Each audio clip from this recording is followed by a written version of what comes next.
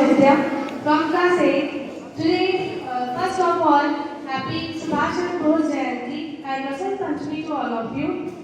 Today, I want to tell some point of Subhash Chandra Bose.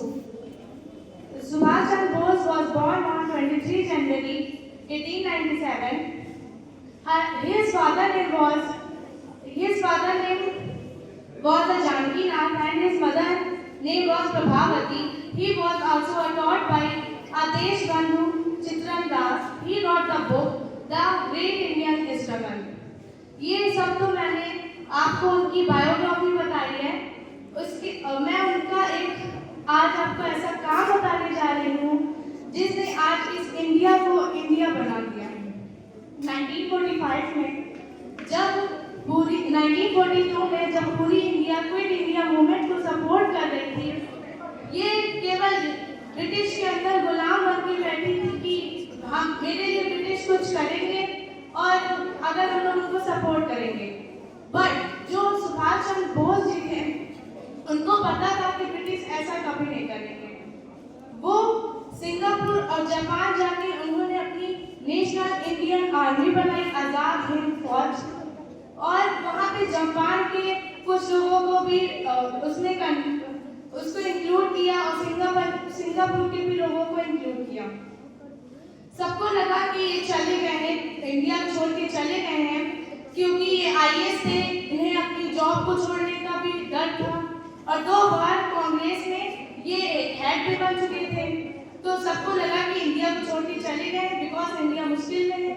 लेकिन केवल एक व्यक्ति ने जापान जाके पूरी आर्मी बना दी, वहाँ पे पूरा आर्मी खड़ा कर दिया इंडिया का और बता दिया कि इंडिया एक आजाद कंट्री है।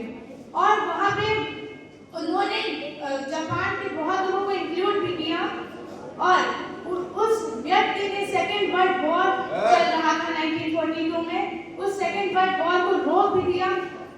भले सेकेंड वर्ल्ड वॉर में इंडिया का कोई इम्पोर्टेंट सैक्रिफिशियल रोल ना रहा हो, लेकिन सुभाष चंद्र बोस ने एक अपनी इंडिया की खुद की फौज बना के सेकेंड वर्ल्ड वॉर को भी रोक दिया।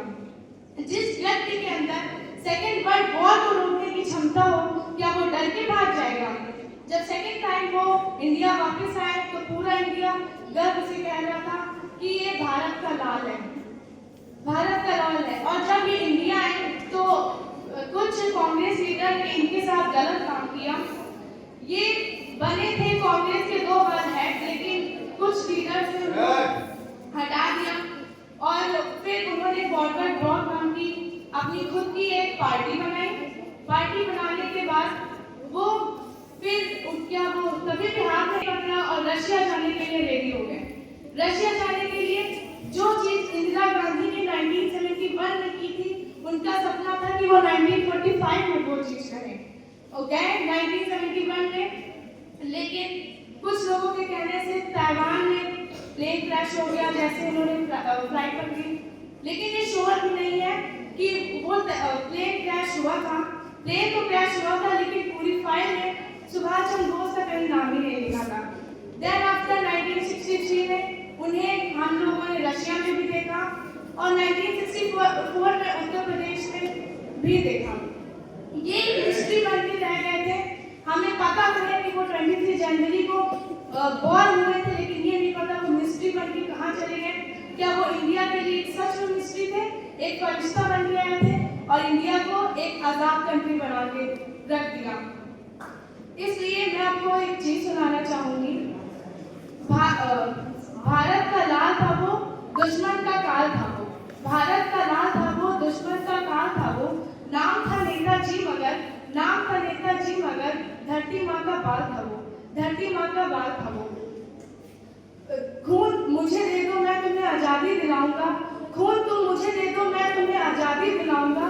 भारत माँ के लिए मिट मर जाऊंगा, भारत माँ के लिए मिट मर जाऊंगा, लेकिन अपनी भारत माँ का कभी तिरस्कार नहीं होने दूंगा, तिरस्कार नहीं होने दूंगा। मैं ऐसे